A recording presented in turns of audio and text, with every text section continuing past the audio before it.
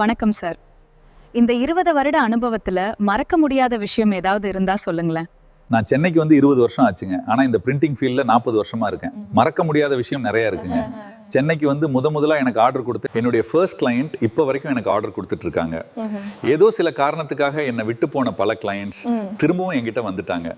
பொதுவா கிளையண்டோட ஆஃபீஸ்க்கு போனா என்னை காக்க வைக்காம ரெஸ்பான்ஸ் பண்றதும், என்னை ஒரு வெண்டாரா பார்க்காம நண்பரா கருதி பேசுவதும், அவர்களுடைய குடும்ப விழாக்களுக்கு என்னை கலந்து கொள்ள சொல்லி அழைப்பதும், இப்படி நிறைய சொல்லிட்டே போகலாம்.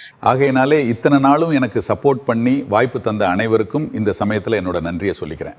சார், புதுசா தொழில் தொடங்க போற இளைஞர்களுக்கு நீங்க என்ன சொல்ல விரும்புறீங்க? ஒன்னும் சொல்ல வேணாங்க, அவங்கள சுதந்திரமா விட்டாலே போதும். இப்போதுள்ள பெரும்பாலான இளைஞர்கள் ரொம்ப ரொம்ப பொறுப்பானவர்களா இருக்கிறாங்க. அவர்களுக்கு இன்றைக்கு கிடைச்சிருக்கிற நவீன வசதிகளும், குறிப்பா ஏஐ மாதிரியான விஷயங்கள்லாம் பயன்படுத்தி கிடைக்கிற அனுபவமே அவங்களை சிறப்பாக வழி நடத்திட்டு இருந்தாலும், நீங்க கேட்டதுக்காக சில விஷயம் சொல்றேன். நம்மளை பாதிக்கிற மாதிரி நிறைய விஷயங்கள் நடக்கும். அதுக்காக முடங்கி போய் உட்கார்ந்துடாதீங்க. வாட் நெக்ஸ்ட், அடுத்தது என்ன பண்ணணும் அப்படின்னு யோசிச்சு ரீஸ்டார்ட் மோடுக்கு மாறிடுங்க. நீங்க சந்திக்கிற எந்த மனிதரா இருந்தாலும் முதல் வணக்கம் உங்களுடைய தான் இருக்கட்டும். அதே மாதிரி உங்களுக்கு சின்னதா உதவி செஞ்சாலும் அவங்களுக்கு நன்றி சொல்ல மறந்துடாதீங்க. அப்புறம் பாருங்க, அந்த நாளே இனிமையான நாளா மாறிடும். ரொம்ப நல்லா சொன்னீங்க. இன்றைய இளைஞர்கள் கிட்ட ஏதாவது சில குறைபாடுகள் நீங்க பாத்திருப்பீங்கல்ல, அது என்னன்னு சொல்லுங்களேன். பெருசா சொல்றதுக்கு ஒண்ணும் இல்ல, அரசியல் விழிப்புணர்வு கொஞ்சம் கம்மியா இருக்குதோன்னு எனக்கு தோணுது. இதை ஏன் சொல்றேன்னா, உலகத்திலேயே தாங்கள் தான் பெரிய அறிவாளிகள், திறமைசாலிகள், பணக்காரர்கள் என்று மார்தட்டுகிற மக்களால் தேர்ந்தெடுக்கப்பட்ட ஒரு அதிபரே பொறுப்பில்லாத பேச்சு நடவடிக்கையால இன்னைக்கு உலகமே விழிப்பிதுங்கி நிக்குதே.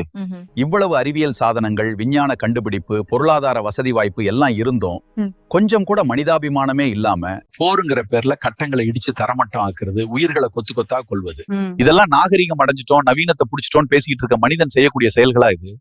அதுக்கு பேசாம காட்டு மிராண்டிகளாவே இருந்திருக்கலாமே. சில சமயங்கள்ல போர் என்பது தவிர்க்க முடியாத விஷயம் தானே சார்? தவிர்க்கணும், கண்டிப்பா தவிர்க்கணும். அதற்குண்டான சர்வதேச சட்டங்களை வலிமையா மாத்தணும்.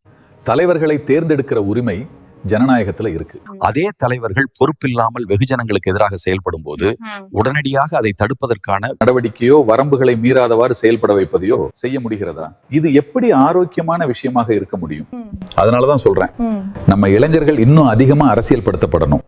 அரசியல்ல சரியான தலைவரை தேர்ந்தெடுக்கிற அறிவு இன்னும் ஷார்ப்பா இருக்கணும். நானும் நிறைய ஸ்டேட்ஸ் போயிருக்கேன். அங்க நடக்கிற பாலிடிக்ஸ் ஆழமா கவனிச்சிருக்கேன். அங்க இங்கேன்னு ஒரு சில சம்பவங்கள் நடந்தாலும் ஒரு போலி பிம்பத்தை நிஜம்னு நம்பிக்கிட்டு சினிமா ஃபீல்டுல தலைவனை தேடுறது தமிழ்நாட்டுல ஒரு வழக்கமாவே ஆயிடுச்சுங்க.